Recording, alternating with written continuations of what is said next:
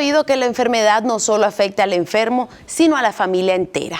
¿Cómo debemos prepararnos o qué asuntos debemos considerar para vivir esta situación? Lo aprenderemos con la maestra Gloria Lemus, docente de enfermería y responsable de la estancia para el cuidado del adulto mayor aquí en la Universidad de Montemorelos. Esto es, Queremos Saber.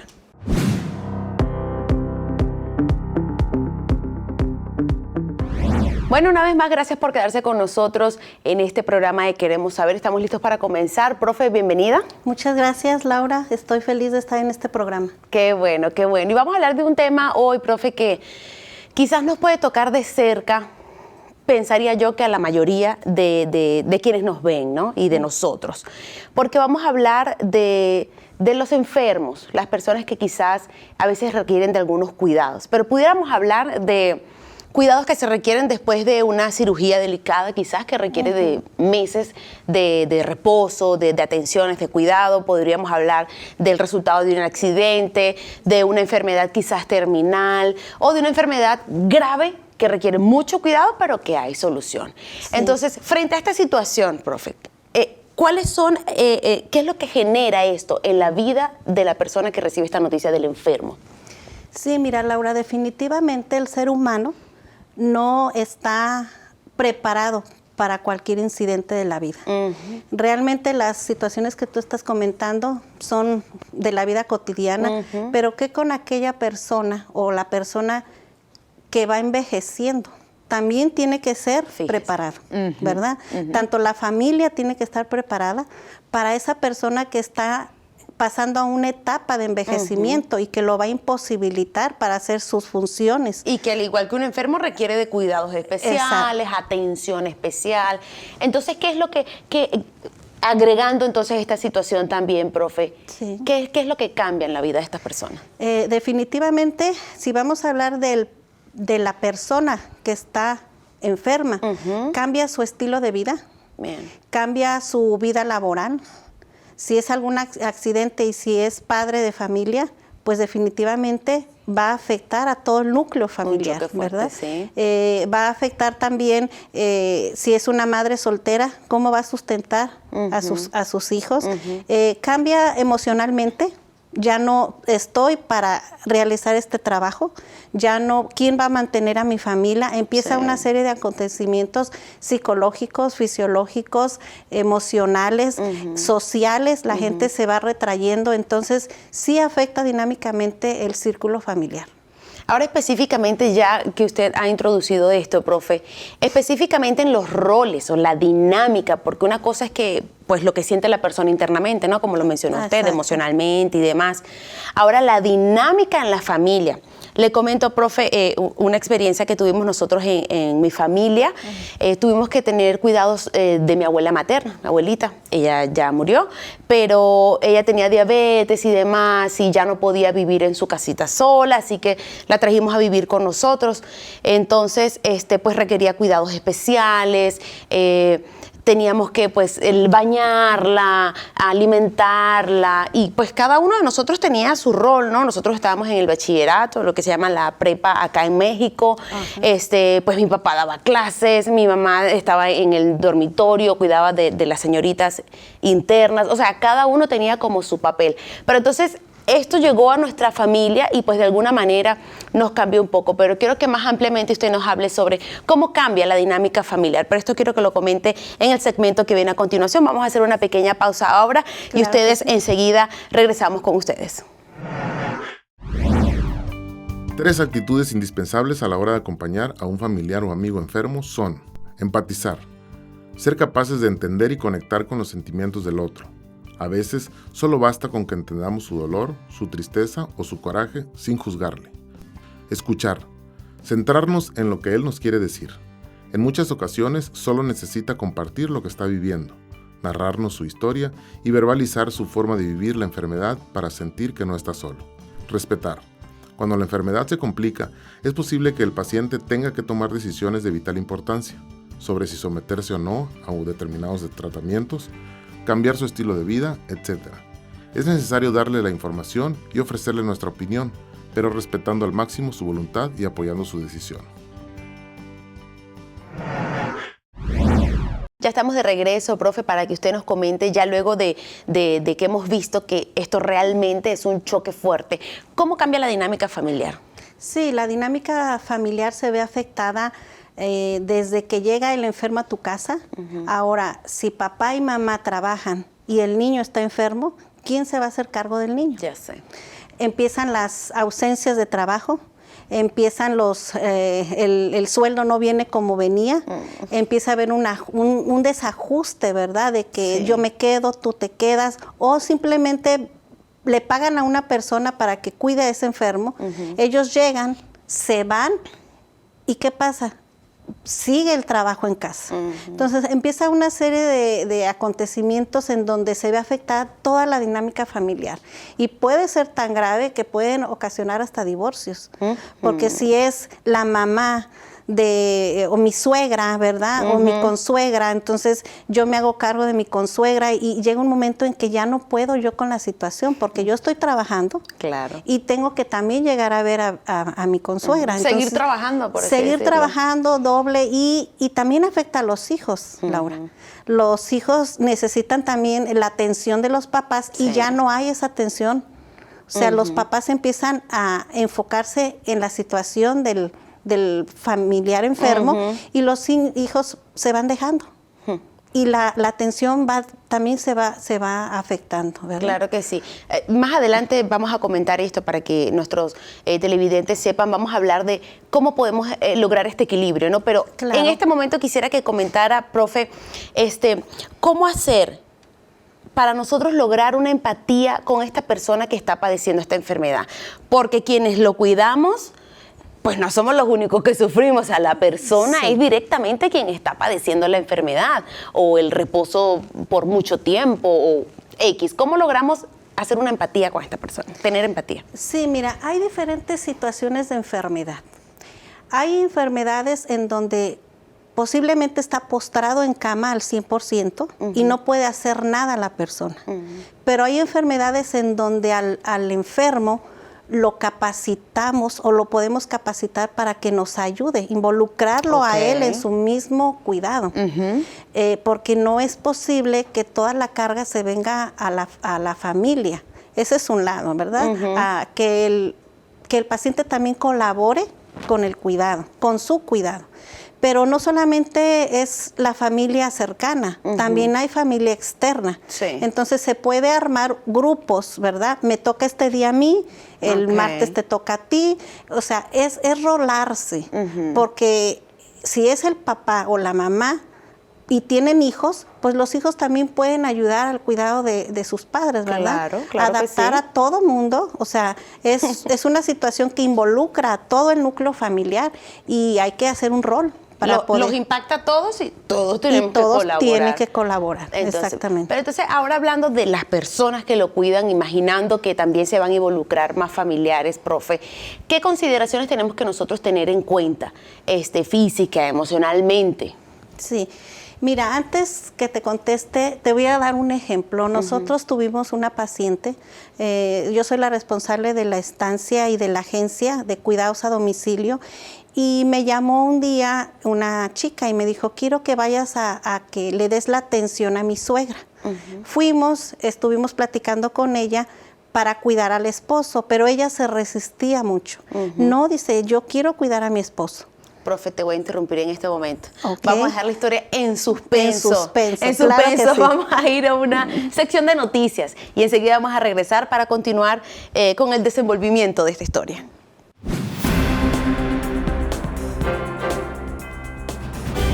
Representantes de la Iglesia Adventista del Séptimo Día en 11 países del centro y oriente de África se reunieron del 29 de enero al 1 de febrero en Kampala, Uganda, para celebrar los logros de la misión en toda esa región.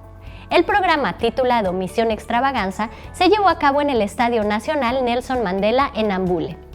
Durante el evento, se llevó a cabo una ceremonia bautismal y se presentaron informes misioneros, testimonios de salvación y planes futuros para la misión. También hubo exhibiciones, desfiles de ministerios como Los Conquistadores y alabanzas por diversos grupos musicales. El mensaje central del sábado por la mañana estuvo a cargo del pastor Blasius Ruguri, presidente de la Iglesia Adventista en esta zona. El pasado 31 de enero, un grupo de 124 maestros que laboran en escuelas adventistas en la región central de Papúa Nueva Guinea se graduaron de un curso de certificación en matemáticas organizado por la Sociedad Matemática de Papúa Nueva Guinea junto con la Escuela de Ciencias de la Pacific Adventist University. Este proyecto fue financiado por el Departamento de Educación de la Iglesia Adventista en esta región. En el evento de graduación estuvieron presentes el pastor Cobb Tau, presidente regional de la Iglesia Adventista, y el doctor Raúl Lozano, exalumno de la Universidad de Montemorelos y quien actualmente se desempeña como rector de la Pacific Adventist University. Un grupo de jóvenes adventistas que participarán como misioneros en el proyecto Un Año en Misión en el país de Paraguay fueron capacitados del 24 de enero al 1 de febrero en el Instituto Adventista Paranaense en Brasil, para posteriormente regresar a Paraguay e iniciar su labor misionera. El propósito de estos jóvenes es crear nuevas congregaciones adventistas en lugares donde aún no llega el Evangelio, mediante el estudio de la Biblia y el servicio directo a la comunidad. El proyecto Un Año en Misión es una iniciativa de la Iglesia Adventista a nivel mundial que motiva y apoya a jóvenes entre 18 y 35 años a que dediquen un año de sus vidas al servicio misionero. El pasado fin de semana se llevó a cabo el 4º Congreso sobre Creación Bíblica y Diseño Inteligente, evento en el que fueron expuestas evidencias bíblicas y científicas que respaldan la creencia en un Dios creador y cómo su poder se manifiesta en la naturaleza.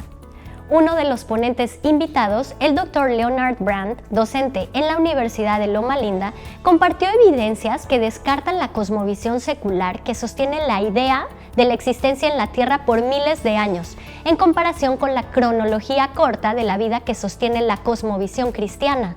Además, desde su experiencia personal de muchos años en los que ha trabajado con científicos que no comparten las mismas creencias, nos enseñó el valor de mantener relaciones académicas y personales saludables con quienes piensan diferente a nosotros y, entre otras cosas, compartió el resultado de investigaciones que apoyan nuestra creencia en el diluvio universal.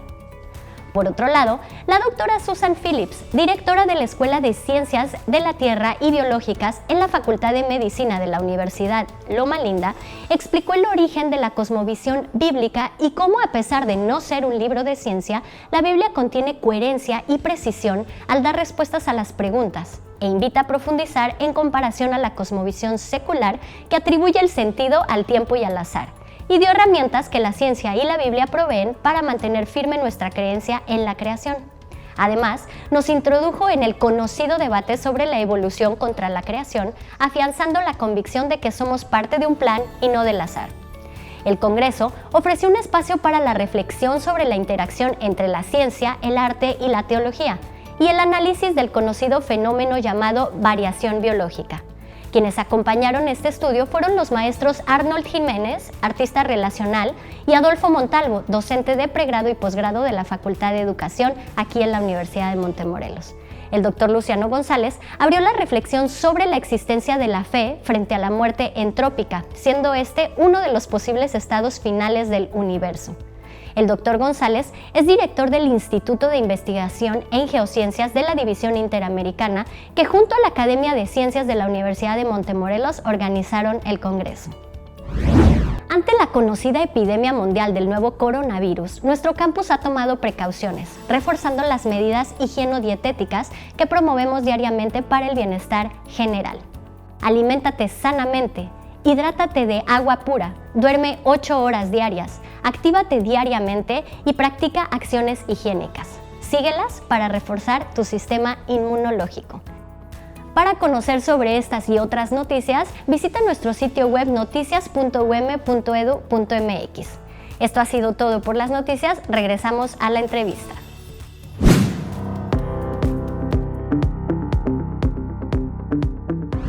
Estamos de regreso y no vamos a hacerla muy larga, profe. Usted continúe con la historia. Exactamente. Bueno, la señora se resistía. Hablé con ella y le dije, usted tiene que estar bien. Usted tiene que cuidarse. Claro. Su esposo va a estar muy bien, al cuidado de nosotros. Bueno, ella dijo, un día, 8 horas. Bueno, vamos a empezar un día, 8 horas. Ok, empezamos un día, después 2 días. Para no hacer larga la historia, estábamos cuidándolo 24/7. Y la señora nada más me decía, ¿sabes qué? Voy a Guadalajara. Y al final tuve una conversación con ella que me gustó mucho. Dijo, ¿sabes, Gloria? Ya rehice mi vida.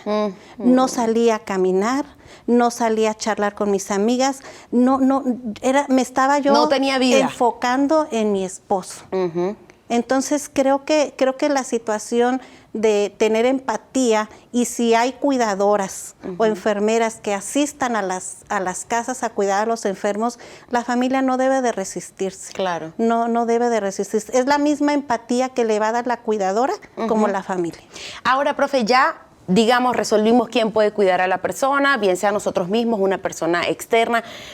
¿Qué debemos tener en consideración? ¿Hay algo físicamente que debemos tener en cuenta, emocionalmente, en el ambiente? O sea, ¿qué cosas tenemos que tener en consideración para cuidar a una persona? Hay una serie de requisitos de adecuaciones del cuarto del paciente. Bien. Las camas que sean a nivel de la cintura para no cansarte, porque realmente, literalmente, a veces el enfermo está mejor cuidado que el cuidador. Entonces tenemos que adecuar nosotros primero para poder cuidar mejor y no hacer... no afectar nuestra salud. Exactamente, no dañar, ¿verdad? Entonces, los baños deben de ser amplios, los baños deben de tener ciertos criterios para que podamos mantener esa seguridad del paciente, que no se nos vaya a caer, tener el cuarto ventilado, ¿verdad? Y tener una mecánica corporal. De ahí se viene todo para poder mover a nosotros al paciente con seguridad. Muy bien, hay que tener estas cosas muy en cuenta, profe, no vayamos a terminar nosotros peor Sí, que la persona sí, que está enferma y quién ayuda a quién. Ahora, profe, ¿qué piensas tú de lo siguiente? Se dice que cuando se pasa por un sufrimiento, pasarlo acompañado por quienes te aman, incluso puede ser más beneficioso para ti, para tu recuperación, que el mismo medicamento. En este sentido, ¿qué tan importante piensas tú que es visitar al enfermo? Sí, definitivamente visitar al enfermo es casi el 99%, ya sea de su recuperación. Los medicamentos hacen su parte fisiológicamente, pero emocionalmente tener a alguien de tu familia que está contigo, que te da palabras de alivio, que te da un toque, que cantas, que puedes tú decirle cosas, eso lo pone al paciente en un estado de salud muy bueno, muy bueno. E incluso me imagino yo que el hecho de pensar, oye, se acordó de mí, vino a visitarme, apartó un tiempo para venir a verme. Y mira, Laura, cuando hay pacientes con enfermedades terminales, la única o lo único que le va a hacer bien a ese paciente es la compañía de sus seres queridos. Y quiero decirles aquí a los televidentes que el último sentido que se pierde si es una enfermedad terminal es el oído. Así que tú tienes que hablarle para que él te escucha, él te escucha. ¿Verdad? Excelente. Profe, vamos a hacer un pequeño corte. Al regreso vamos a seguir conversando sobre los asuntos que tenemos que tener en cuenta para estas situaciones cuando se presenta un enfermo en nuestra familia o incluso nosotros mismos somos los afectados. Ya regresamos.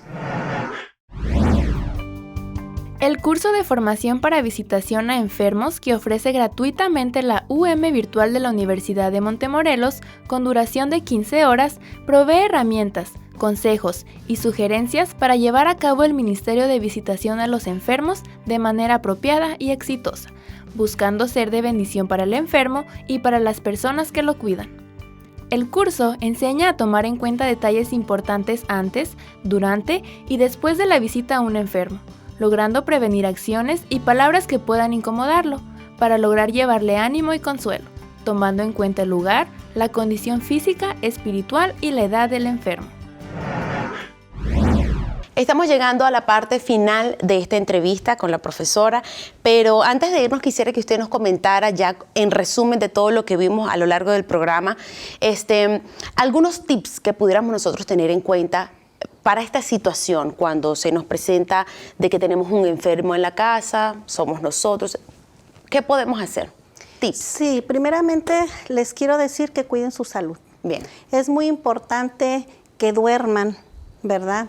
que si hay alguna persona que puede cuidar al enfermo en la noche, que el cuidador o el familiar deje en las manos a esa persona. Okay. ¿Por qué? Porque a veces la persona trabaja y al día siguiente tiene que trabajar, entonces necesita dormir, necesita comer, alimentarse bien, necesita hacer ejercicio, salir, dejar en las manos a una persona. Te hablaba hace rato de los roles. Exacto. Me voy a hacer ejercicio, voy, hago ejercicio y regreso. Sí. Porque llega una situación en donde es muy desgastante. Y a veces el enfermo está mejor cuidado que el mismo cuidador, ¿verdad? Entonces, hacer ejercicio. Y una de las cosas que nos debe de caracterizar a nosotros como adventistas del séptimo día es poner en las manos de Dios, orar. Así es. Orar siempre por nuestros pacientes, orar por la familia que estamos atendiendo, que Dios nos dé fuerza, ¿verdad? Para poder tener ese equilibrio en nuestras vidas. Porque si estamos trabajando y cuidando a una persona en la casa, pues va a ser un poco desequilibrante, ¿verdad? Esta situación. Y sobre todo lo que usted mencionaba también al principio del programa sobre cuando hay hijos dentro de la casa, que hay que darle su atención también al esposo, a la esposa, la atención que necesitan igual, pase lo que pase. Pero ahora, supongamos que está la situación de una persona, pues, que fue operada, tuvo un accidente, envejeció o está enferma gravemente y necesita cuidados, pero no tiene quien lo haga o no tiene los recursos para acceder a estos servicios. ¿Qué podemos hacer en este sentido? ¿Cuál es la invitación acá? Gracias a Dios tenemos una familia universitaria, en donde yo creo que podemos ponernos de acuerdo con grupos, ¿verdad? Y sabemos si esta persona está sola y no tiene quien la cuide, pues pongámonos de acuerdo un grupo y hacemos una despensa y le llevamos una despensa, o podríamos decir, yo cocino el lunes, tú el martes, tú el miércoles, y llevarle esa despensa. Si no tiene ropa, alguna cosa física, hay que suplirla, y sobre todo la visitación diaria. Yo te decía hace rato, es muy importante a veces una palabra de ánimo, ¿verdad? Puede tener todo, pero si uno no le satisface lo emocional, lo espiritual, se puede también deprimir esa persona. Exactamente. Incluso, pues aquí usted mencionaba que estamos en un ambiente universitario. Incluso dentro, en nuestras residencias, pues donde vivimos nosotros, estar atentos también a las necesidades de nuestros vecinos, de quienes viven cerca, para en la medida de lo posible, pues no somos responsables de una institución o algo así, pero por lo menos sí de suplir en la medida de lo posible algunas necesidades. Sí, exactamente, es nuestro deber como personas y moralmente es nuestro deber ayudar a la persona que está al lado, ¿no? Cerca de nosotros. Siempre va a haber una persona necesitada. Así es. Y una palabra de ánimo nos puede cambiar la historia. Así es. Profe, muchas gracias por haber compartido con nosotros esta entrevista, por enseñarnos cómo hacer en este tipo de situaciones. Ustedes, amigos, quédense con nosotros que vamos a aprender un poco más de cómo podemos hacer para tener más empatía con estas personas enfermas y darles el cuidado que necesitan. 5 consejos básicos para el cuidado de un enfermo. 1. Realiza un diagnóstico de necesidades.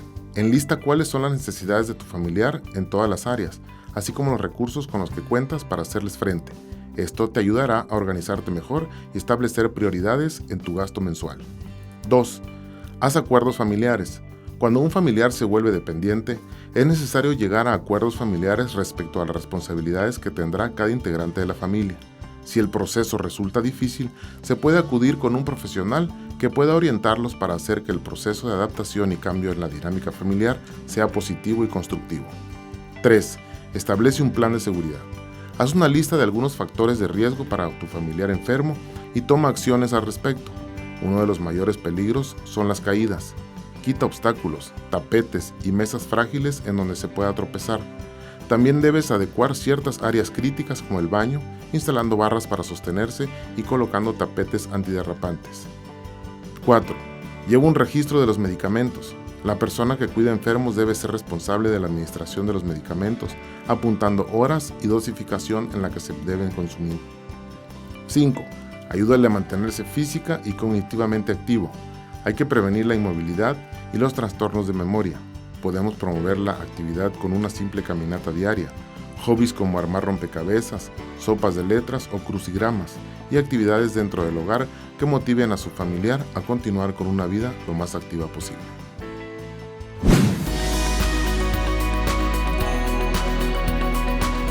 Llegamos a esta parte del tema en el cual definitivamente cuando una persona cae en enfermedad, cae en sufrimiento, nuestros corazones se conmueven.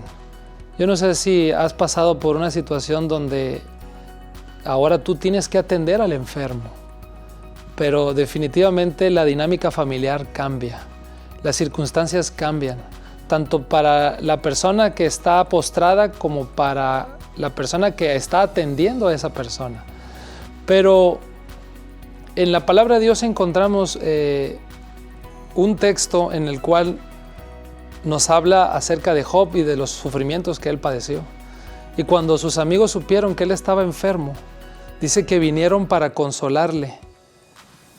Esto está en Job capítulo 2, versículo 11. Y no solamente fueron a verlo, estuvieron con él por 7 días. La visitación a los enfermos es vital, es importante para que ellos puedan restaurarse, para que ellos puedan sentir paz en sus corazones, para que ellos sepan que están siendo todavía valorados. Así que no dejes pasar esta oportunidad. Visita a las personas, anímalas, consuélalas. Cristo pronto viene. Seamos más empáticos con quienes están pasando por alguna situación de enfermedad. Nuestra cita es para el próximo programa de Queremos Saber.